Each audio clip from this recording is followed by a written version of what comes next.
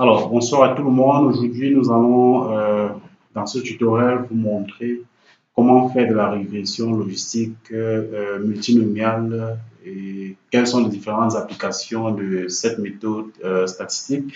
Nous allons également vous montrer des cas théoriques et pratiques de la régression logistique multinomiale. Alors, par le passé, nous avons fait des tutoriels sur la régression logistique, mais nous sommes limités à la régression logistique simple.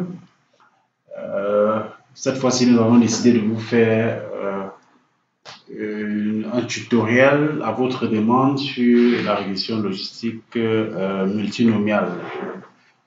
Cette fois-ci, qui est une régression logistique avec avec une variable dépendante ayant plus de deux modalités.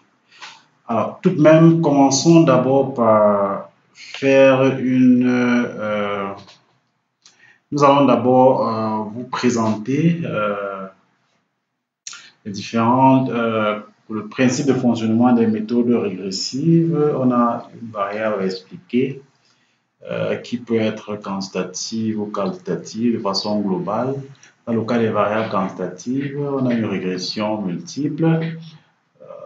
Parmi ces différentes régressions multiples, on a la régression logistique, la segmentation, l'analyse factorielle, l'analyse discriminante. Et bon, au niveau des variables explicatives qui peuvent être qualitatives, l'analyse, on peut avoir pour ce qui est de l'analyse qualitative, de l'analyse de la variance, pour ce qui est des variables qualitatives, on a la régression logistique, la segmentation, l'analyse factorielle discriminante. Et puis on a également les cas de mélange de modèles linéaires généraux. On a les régressions logistiques, la segmentation et l'analyse discriminante. Et dans le cas présent, nous allons nous limiter tout simplement à la régression logistique multinomiale. Mais toutefois, il convient de faire un petit rappel sur la régression logistique simple. Une toute petite rappel. Tout d'abord, nous rappelons ici que la loi de probabilité de la réponse dans la famille exponentielle correspond au modèle linéaire généralisé. On peut également avoir les réseaux de neurones dans l'optimisation de la prévision pour les modèles non linéaires.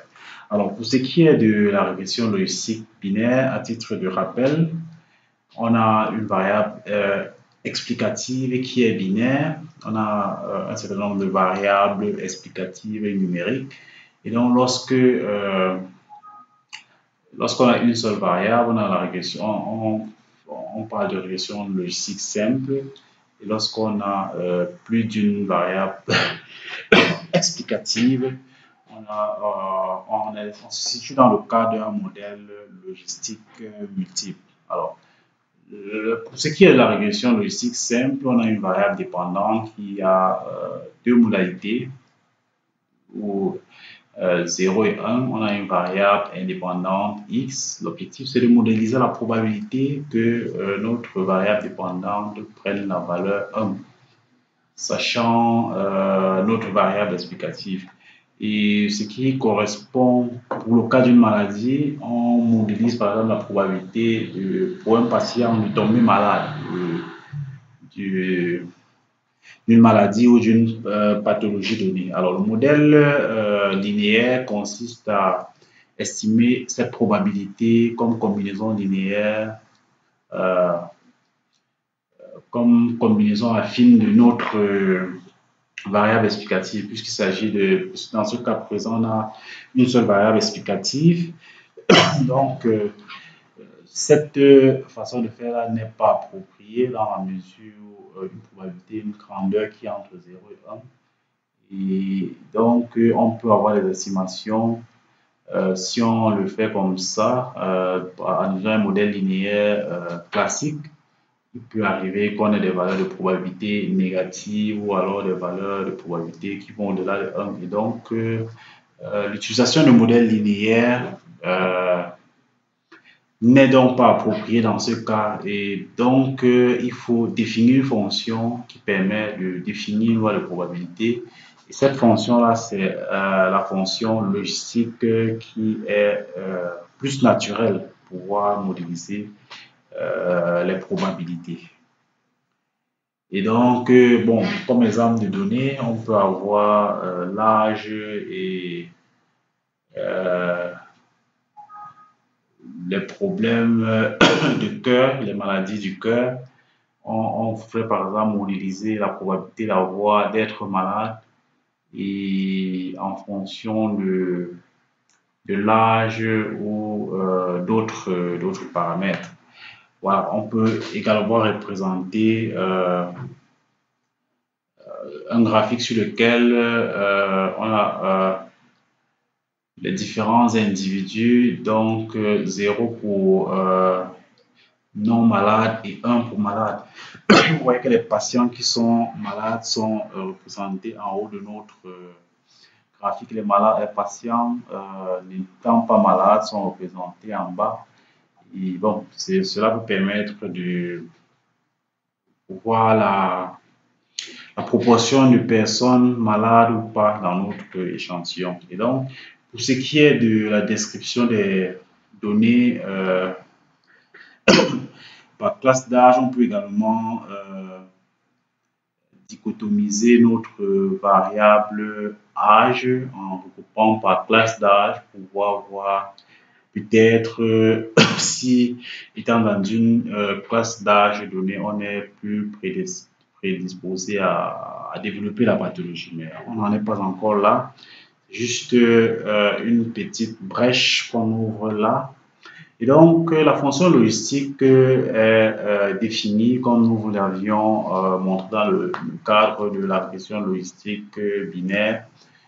Notre fonction logistique s'est définie comme cette fonction-là, exponentielle de la combinaison affine de notre variable explicative sur 1 plus la même grandeur. Et donc, à partir de ça, on peut définir notre fonction logistique log de notre probabilité sur 1 moins le logarithme de notre probabilité qui nous donne en fait notre modèle linéaire. Vous voyez que notre quantité est une quantité qui peut prendre à la fois des valeurs positives et négatives et donc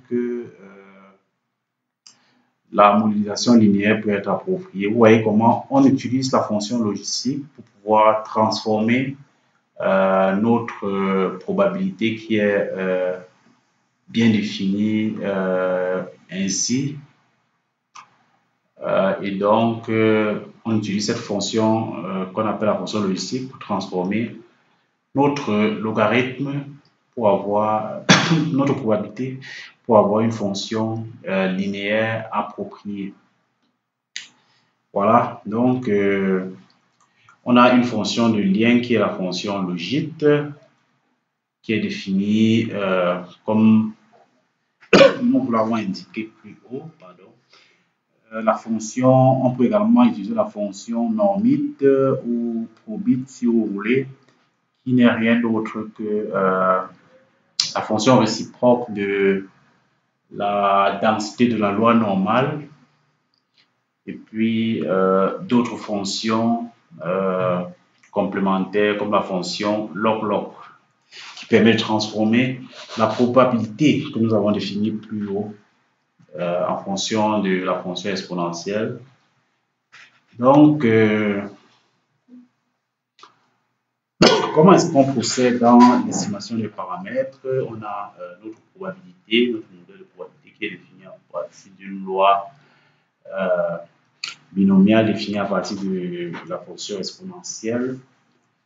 Donc, on calcule tout simplement notre vraisemblance qui est la probabilité d'observer notre échantillon qui se calcule tel que vous pouvez l'observer sur le slide, sur votre écran. Et donc, on détermine leur vraisemblance, qui est le logarithme de la vraisemblance de notre échantillon. Et donc, on maximise tout simplement notre vraisemblance en utilisant la matrice hessienne, la matrice de variance-covariance et puis la matrice hessienne. Et à partir de là, on a nos coefficients alpha 0, bêta 0 qui maximisent notre fonction de vraisemblance.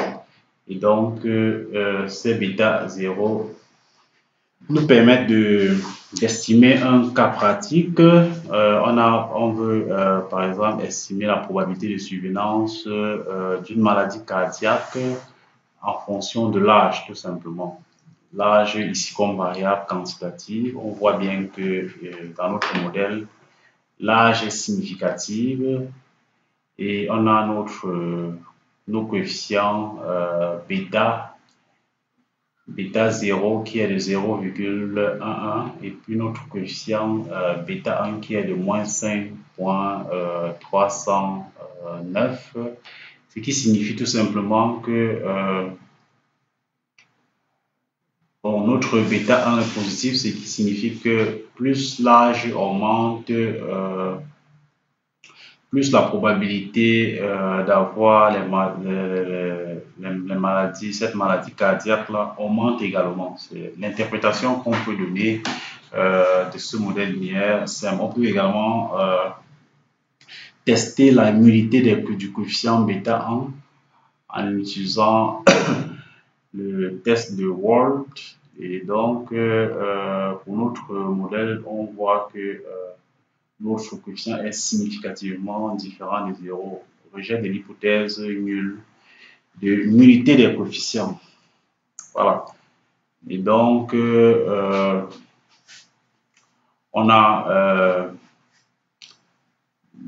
peut avoir également une estimation de notre matrice de variance, covariance entre nos deux variables. On peut également vous montrer également le principe du test de Wald qui teste la nullité des coefficients contre l'hypothèse alternative et la statistique utilisée. Celle de Wald, c'est tout simplement le ratio entre le carré de bêta chapeau 1 et sa variance. Et donc, la statistique de Wald suit une loi de Ki à 1 degré de liberté. Et donc, on rejette l'hypothèse nulle si la statistique de Wald est supérieure à la valeur de la statistique de Q2 et Ki2 au seuil de niveau 1 moins le seuil alpha. Donc, à partir de cela, on peut prendre la décision de significativité de notre coefficient bêta 1. Et donc, on a également d'autres statistiques qu'on peut utiliser pour pouvoir tester la significativité de notre coefficient bêta 0.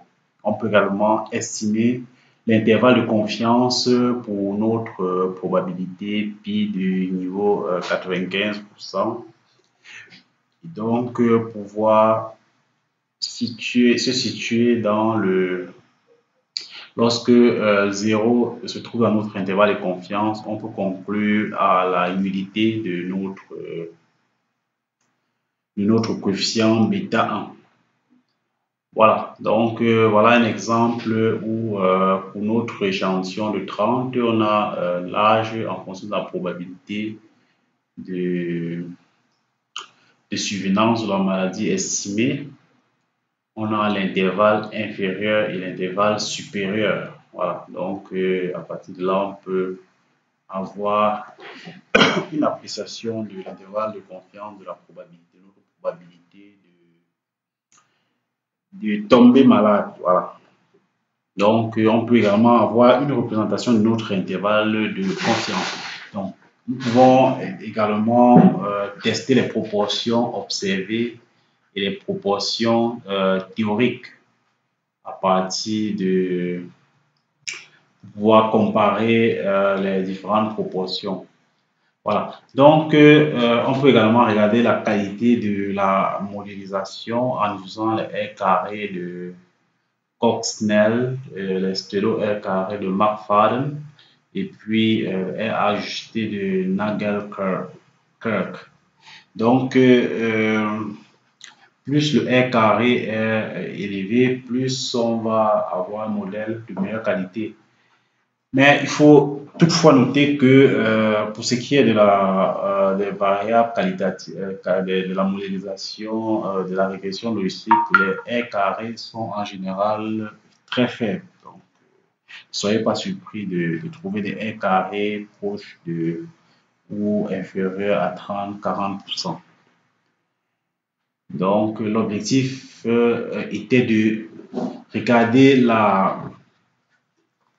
sensibilité, la capacité à diagnostiquer la maladie parmi les malades, les malades, parmi les patients, et puis la spécificité qui est la capacité à reconnaître les non-malades parmi les malades, dans notre échantillon, et puis la spécificité qui est le risque de diagnostiquer un malade chez les non-malades. Donc, il faut donc trouver un compromis acceptable entre forte sensibilité et forte spécificité. Pour ce qui est de la qualité de notre modèle, on peut également regarder la normalité des résidus, de nos résidus, et puis pouvoir les comparer en valeur absolue. Donc, d'autres statistiques qui peuvent permettre de faire l'analyse des résidus peuvent être la déviance, les résidus de la déviance, l'influence de chaque observation sur la déviance. Voilà. Donc, passons à notre vif du sujet, qui est tout simplement la régression logistique multinomiale, dont l'objectif est de modéliser la probabilité d'apparition d'un individu, d'appartenance d'un individu à une catégorie lorsqu'on en a K, avec K strictement supérieur à 2. Donc, lorsqu'on a plus de 2 modalités pour une variable, on opte pour une régression logistique multinomiale. Et donc, comme tout à l'heure, dans le cas de la régression logistique simple, l'objectif est de modéliser la probabilité que notre variable prenne la km modalité, sachant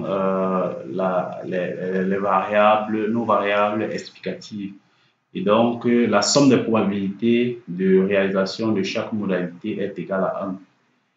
Et la vraisemblance se calcule comme étant le produit des probabilités de réalisation de chaque modalité à la puissance le nombre de réalisations de la modalité. Et donc, notre variable YK prend la valeur 1 si la réalisation de notre variable est YK et les autres valeurs. Donc, la stratégie de modélisation ici consiste à modéliser K-1 rapport de probabilité, c'est-à-dire prendre une modalité comme référence. Prendre une modalité comme référence, en général, c'est la dernière modalité qu'on prend comme référence et on exprime K-1 logique par rapport à cette référence. On peut prendre pour exemple les non-malades à opposer aux différentes catégories, par exemple. Donc, la dernière probabilité, l'appartenance à la km catégorie est réduite des autres.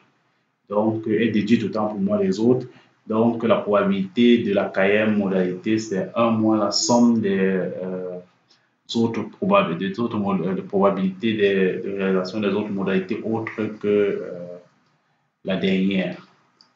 Donc, pour pouvoir réécrire notre logique, réécrivant notre logique, on obtient la probabilité d'appartenance à la quatrième équation qui n'est rien d'autre que le rapport entre la probabilité d'appartenance à la quatrième, la probabilité que notre variable dépendante prenne la quatrième modalité sur la probabilité que notre variable explicative prenne la dernière modalité.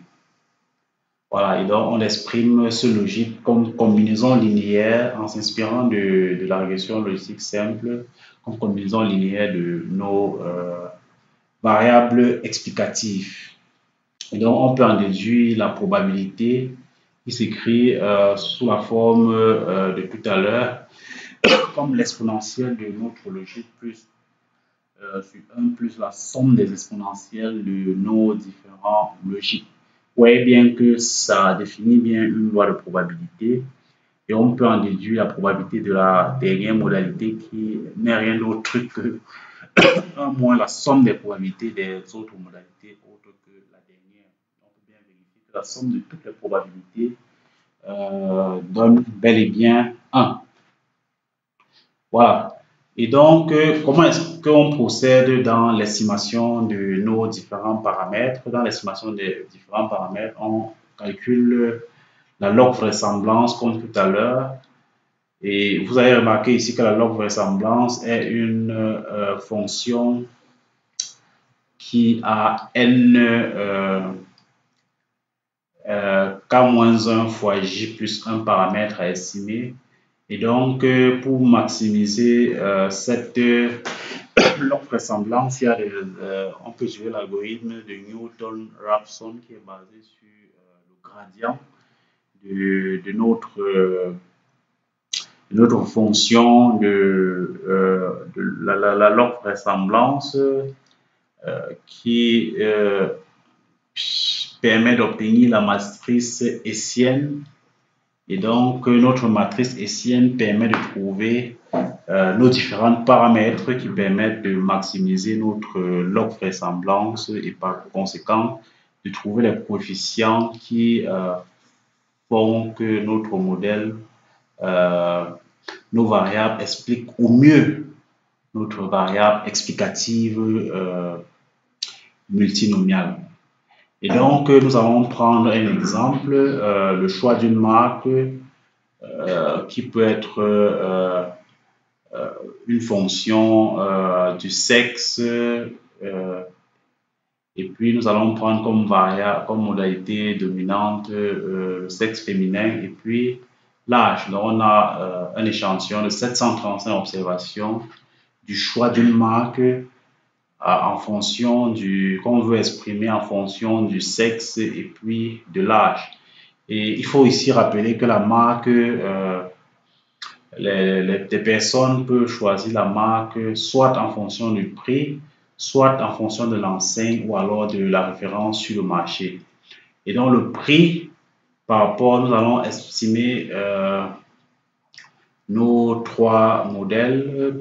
Notre premier modèle sera prix par rapport à la référence sur le marché, qui est le prix, c'est notre première modalité. Notre logique en faisant le maximum de vraisemblance permet d'estimer cette équation qui nous permet de tirer la conclusion que les femmes ont moins tendance, puisque le coefficient du sexe est négatif et celui de l'âge également, nous pouvons conclure que les femmes ont moins tendance à faire confiance à la marque de petit prix par rapport à la référence. Pareil pour l'âge, plus l'âge augmente, puisque l'âge est une variable quantitative, l'interprétation qu'on tire là est que plus l'âge augmente, moins les personnes, la personne fait le choix de la marque de plus petit prix. Donc, plus l'âge augmente, moins les personnes, la personne fait le choix de la marque petit prix par rapport à la référence. Toujours par rapport à la référence, on peut regarder notre deuxième modalité qui est l'enseigne par rapport à la référence. L'estimation donne un coefficient du sexe positif et celui de l'âge négatif également. Conclusion, les femmes ont plus tendance à faire confiance aux marques par rapport à l'enseigne que par rapport à la référence. Bon, les femmes ont un faible pour l'enseigne par rapport à la référence sur le marché, du marché. Tandis que plus l'âge augmente, plus on a tendance à moins de personnes, les personnes font des choix de l'enseigne par rapport au prix de référence. Donc, on a un classement. Ces deux différentes équations permettent d'estimer le logite pour si le sexe est égal à 1, féminin, et puis l'âge de 35 ans, on peut estimer les logites de nos deux différentes équations et par ricochet pour les probabilités d'appartenance à chacune des classes, la probabilité d'appartenance le ratio des probabilités entre la classe petit prix et la référence est de 0,08. Celle de la classe, la probabilité de choix de l'enseigne est de 0,43, tandis que la référence est de 0,49. Donc, les personnes feront plus volontiers le choix de la marque 3, de la marque 3, c'est-à-dire la marque de référence du marché. Donc, les personnes tiennent beaucoup plus compte de la référence sur le marché par rapport au prix ou au bas prix ou à l'enseigne. Donc, voilà ce qu'il en est de l'estimation de notre exemple de cas pratique. Et donc, nos différents logiques peuvent permettre de comparer un groupe à un autre. En calculant ce logique-là, on peut confronter petit prix et enseigne. Et donc, d'après notre estimation de petit prix et enseigne, on a l'équation tant petit prix et référence que l'enseigne et référence, peut avoir nos différentes équations qui sont là. Et le petit prix par rapport à l'enseigne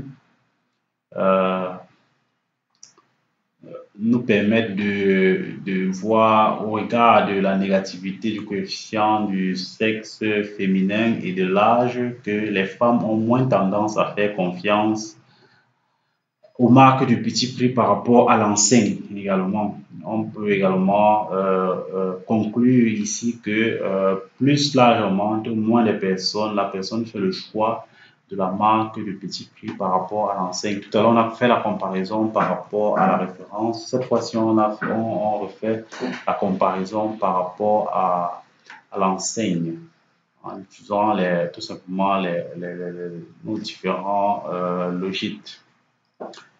Donc, on peut également regarder la significativité des paramètres. Donc, au-delà des pseudo-R carré, la matrice de confusion, les tests du rapport de vraisemblance. Alors, le principe est toujours le même, celui de comparer le modèle avec le modèle trivial, composé d'une seule constante. Et donc, la statistique de test est donnée par moins 2 fois le logarithme de la vraisemblance sous l'hypothèse nulle sur la vraisemblance du modèle. Et donc, cette statistique-là suit une loi du qui de AJ fois K-1 degré de liberté. Et donc, dans notre cas présent, notre statistique prend des valeurs qui permettent d'avoir une p-value inférieure à 0,001. Et donc, les variables prédictives amènent significativement de l'information dans l'explication de la variable prise par la variable dépendante. Donc, voilà. Donc, on peut également faire une évaluation individuelle des coefficients de chaque logite en voyant si en testant l'hypothèse nulle, de nullité de chaque coefficient contre l'alternative en utilisant tout simplement la statistique de Wall qui suit également une loi de Key qui peuvent permettre de regarder la significativité de chaque coefficient. Donc, on peut regarder nos différents modèles avec comme référence petit prix et comme référence enseigne. On peut également voir que le coefficient du sexe féminin est statistiquement significatif tout autant que celui de l'âge. Par contre, dans le modèle dans lequel on prend l'enseigne comme valeur, comme deuxième modalité, on voit que ici le coefficient de sexe féminin n'est pas significatif, tandis que celui de l'âge est significatif pris de façon individuelle.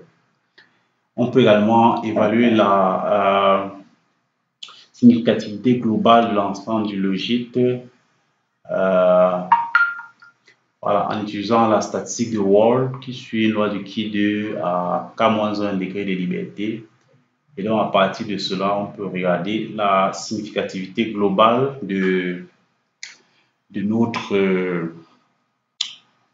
modèle. Donc, en termes d'interprétation, on peut regarder les autres ratios marquent voilà, en fonction du sexe, par exemple. On peut, lorsque les autres ratios sont supérieurs à 1, la variable le risque d'appartenir à de survenance de la modalité concernée augmente en fonction de voilà. Donc je vais me répéter, je vais y revenir. L'interprétation des autres ratios se fait de la façon suivante. Lorsque on a un autre ratio supérieur inférieur à 1, cela signifie que la variable explicative correspondante est un facteur protecteur. Autrement dit, l'augmentation de la variable,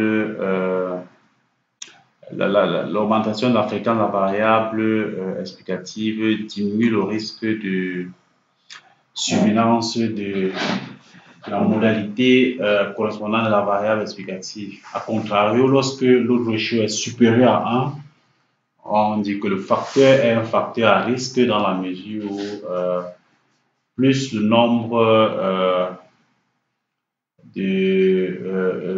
plus la modalité de la variable explicative correspondante augmente, plus en fréquence, plus la probabilité de survenance de la variable explicative correspondante augmente également. Donc, à titre d'interprétation pour les variables nominales, l'interprétation en termes de surcroît de risque au ratio reste valable.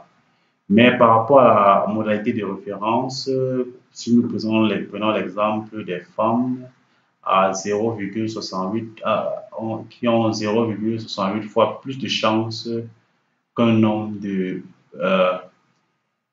préférer la marque petit prix à la marque de référence, comme nous l'avons vu dans nos modèles précédents. Pour les autres types de variables nominales à deux catégories, ordinales et continues, les interprétations vues par la question binaire restent valables, mais toujours par rapport à la modalité de référence. Donc, à titre de remarque, l'exponentielle des constantes des régressions des régressions de la régression s'interprète comme les autres ratios. Comme exemple, pour la modalité petit prix, on a l'exponentielle qui est de 1,7, c'est-à-dire chez les hommes, on a 1,17 fois plus de chances de choisir la marque petit prix que la marque de référence. Donc voilà, c'était donc tout pour ce tutoriel. Nous vous donnons rendez-vous très prochainement dans de nouvelles aventures.